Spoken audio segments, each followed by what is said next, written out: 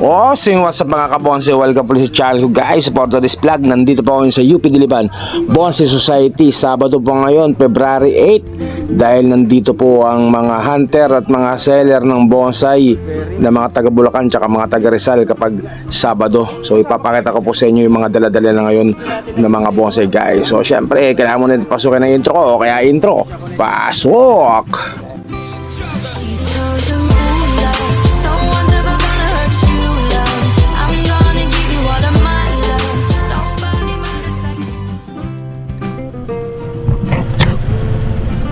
#21J Dwarf Melendres, malaki.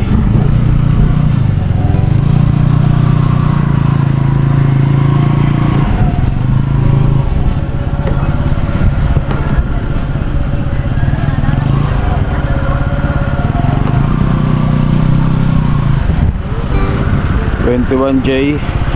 At meron din ditong banyan.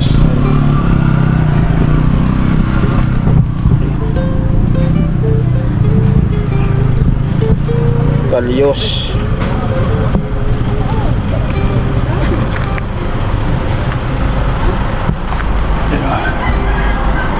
Hibiscus Taiwan sa bato. Ito po kinto to. Tiyanggubat.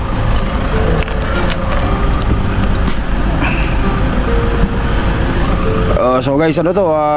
Dwarf Melendres. Chinaman's Hat. Chinaman's Hat. May banyan dyan, banyan. Abig na ipugo. Kamuning bilog. Santan. Ito, malaki to. At may mga maliliit na banyan, no? Cute.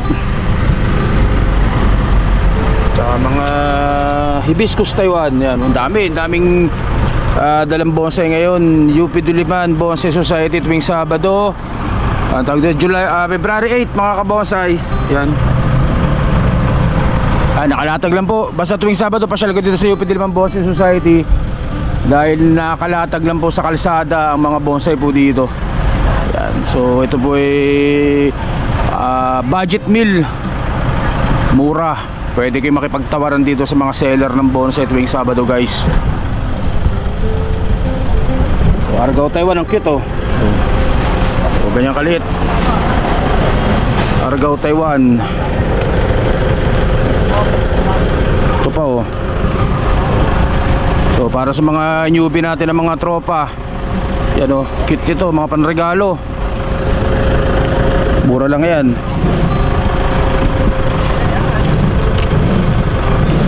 Hibiscus.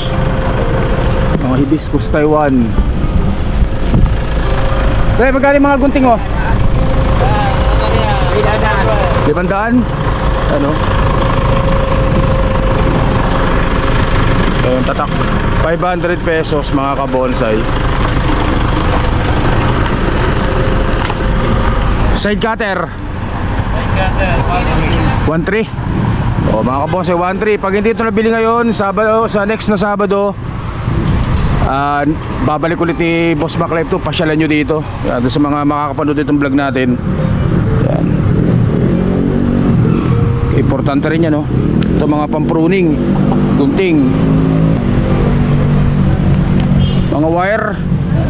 Kompleto po yan ang sukat dito kay Boss Danny Maclife. Mga wire na yan. Kompleto yan.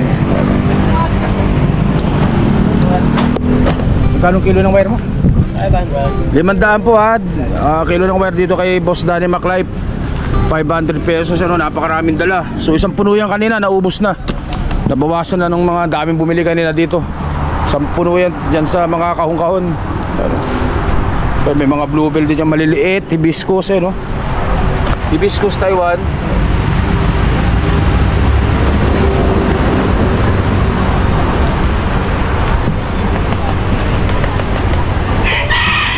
So dumadami na yung tao. May mulberry dito malaki oh. Laki mulberry oh. Magkano yung ganitong mulberry mo ano? Magkano yung ganitong kalaki? 3,000? 3,000 may tawad pa. O, pag hindi nabili ngayon, bukas sa next na Sabado, babalikan dito. Tapos itong mga hibiscus, tigli 500 daw to, sabi. 500 isa. Ano, ganyan kalalaki oh. So maganda to pag nakarekta sa lupa para mabilis lumaki. Pero pwede na rin yung ganyan kaliliit. Ganda oh. 500 pesos, mga hibiscus Taiwan yan guys. Tawad pa yan pag maramihan. Ganda ng 21J na yan oh. 21J na mumulaklak na. Ganda. So, magkano yung banya na yan? Ha? 1K? O, hanggang 800. O, ang laki na. Magulang-gulang na rin to. Pili lang po, pili lang mga kabonsay natin.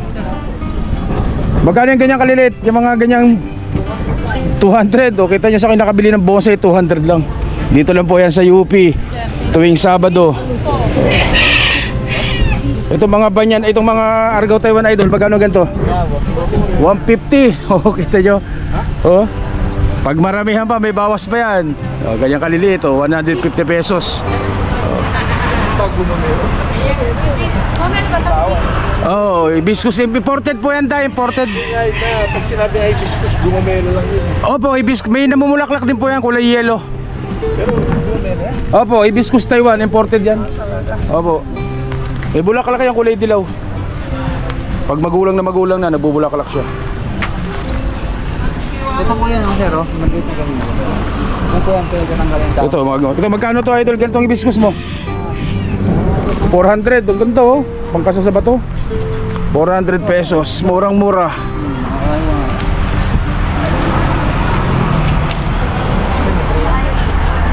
Gusto nyo, mga maganda, mga matanda na. Kung gusto nyo ng mga malalaki, nandito oh, sa kabila oh. Grabe mga bonsai yan, talaga malulupit yan. 21J, ang ganda nito. Nag-aayos ng batang pamilya na. Pinapatanda ko ng taon. 21J. Oh, dito lang po yan sa UP Diliman Bonsai Society tuwing Sabado. Yung mga bagsakan ng mga bonsai natin tuwing Sabado yan po.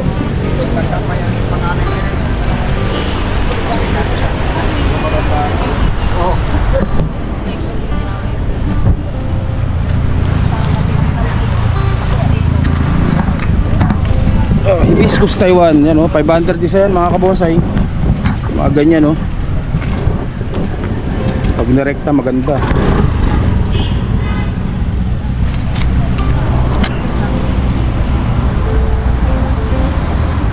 $500 materyales na hibiscus. Yung iba naka-wire na oh.